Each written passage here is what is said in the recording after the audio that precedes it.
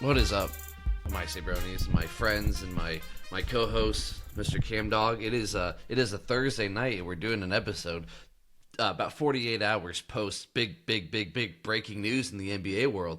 Emergency episode, short, sweet, get to the point.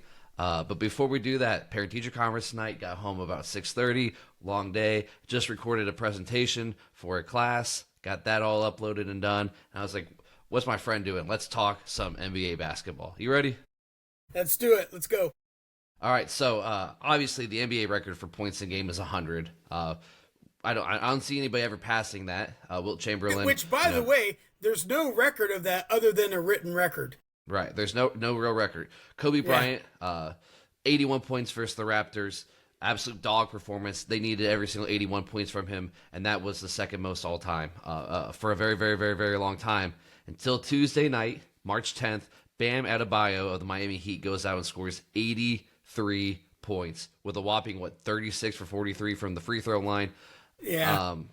My initial reaction of this was, holy crap, like we just witnessed history. And of course you can't watch it because it's Heat and Wizards, and that's not on TV anywhere around here. But your initial reaction is like, oh my gosh, history, and Twitter and Facebook and all these things are blowing up. And then you really break down the layers. And it's still, I want to hate on it, but I also want to appreciate it because there's so many layers to what Bam Adebayo did the other night by scoring 83 points. Now the second most in NBA history in a single game. We call it history, he broke a record.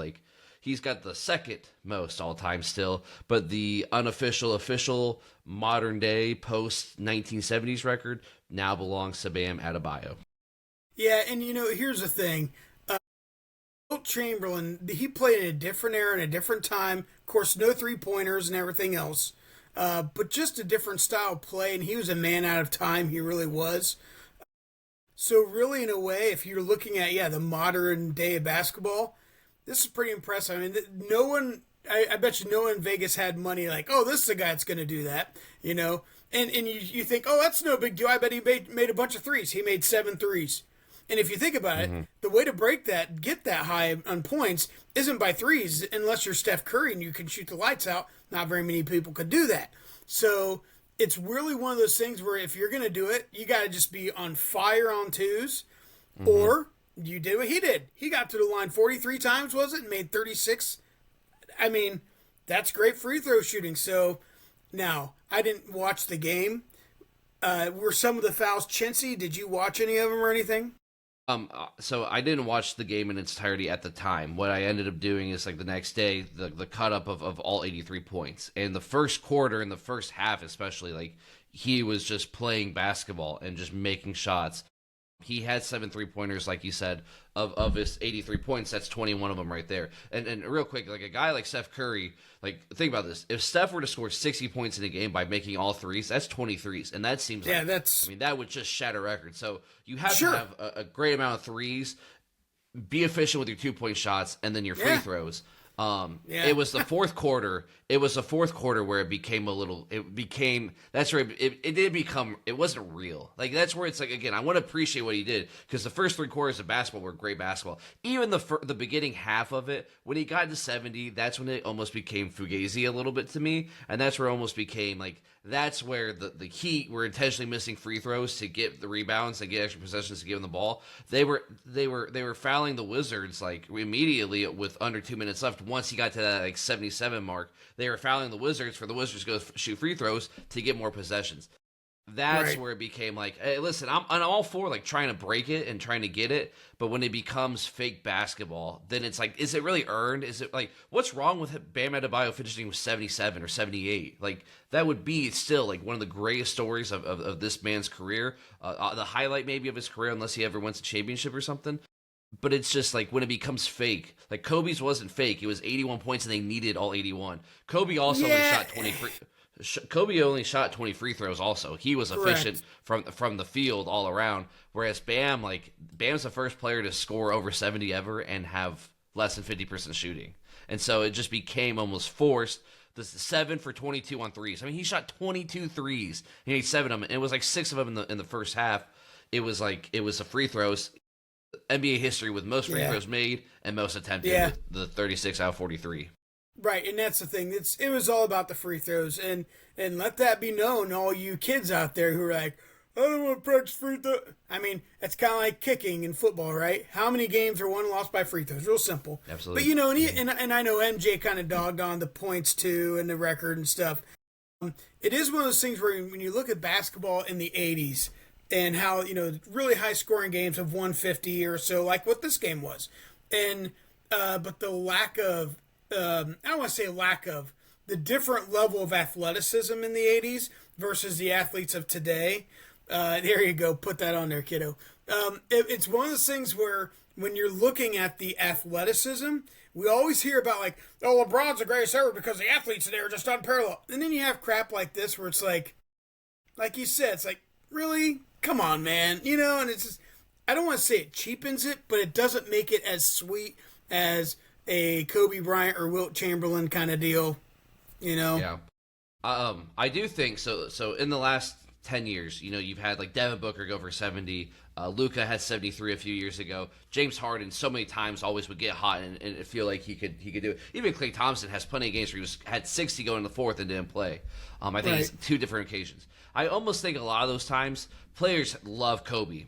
And Kobe, especially since he's passed, has been such a monumental honor Kobe in a lot of ways. And maybe when Luka has 73, maybe it was like, hey, we hold back at the end to not pass Kobe. And Bam did, and now I wouldn't be surprised. I'm not saying this year, I'm not saying next year, but in the next 5 years, somebody passes 83. Because again, with defense, when you're playing the Wizards, you're not playing anybody. When you're playing the Wizards who are not playing anybody, they're clearly trying to tank, and you decide, hey, tonight I'm going to shoot the ball 50 times, I'm going to shoot 25 threes and make 15 of them. That's 45 points right there. I'm going to be efficient from the 2-point line, and I go get 30 free throws. Like, I could see a guy like a Luka, like a Shai Gilgeous-Alexander, like a Giannis. Like, those guys go get 84 points, 85 points. Hey, it's the fourth quarter. I have 77. I need 24 to go past Wilt. I think now that it's been broken, that Kobe's second point record has been broken, people are going to kind of maybe go for it a little bit more often than what they have in the past. The seal's been broken in a way. Yes, right.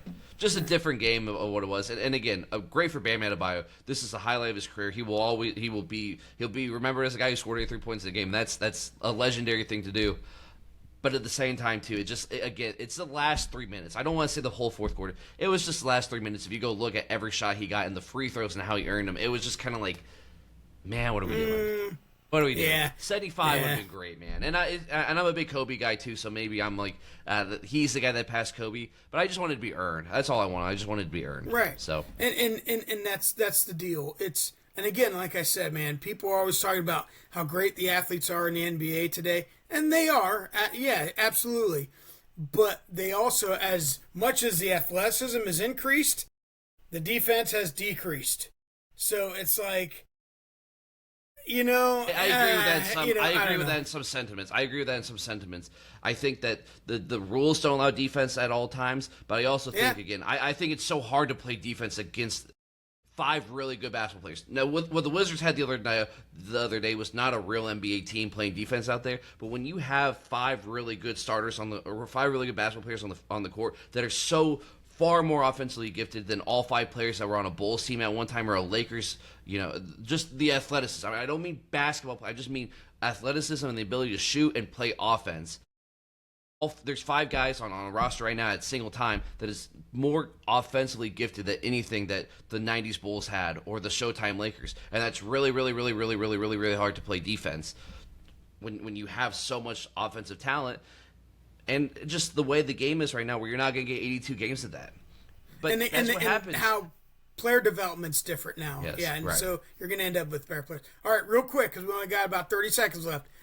Who do you think's going to break the record? Who do you think's going to break Wilt's record?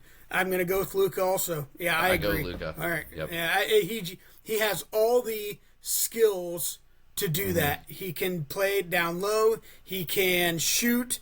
He can drive. Yeah, he's that kind of style of player that can do it. Shai doesn't score enough 3-point shots for him to do it. Yes, correct. Yep, I agree. Ohio State beat Iowa today. Any chance to beat Michigan tomorrow? I don't think so. I think they could keep it within 10, but man, Michigan, they're hungry, man. They're hot and they're hungry. Spread is 13.5. Take the Buckeyes. March Madness Sunday. Brackets come out Sunday. Let's get those brackets going next week. Tournament in 1 week from today. I mean, like this time next week, we are watching basketball games all day long Thursday. Thanks for hopping on with me. The fans appreciate you. I appreciate you. Jamal Williams appreciates you. Because if you go piss like a puppy, stay on the porch and let the big dogs eat.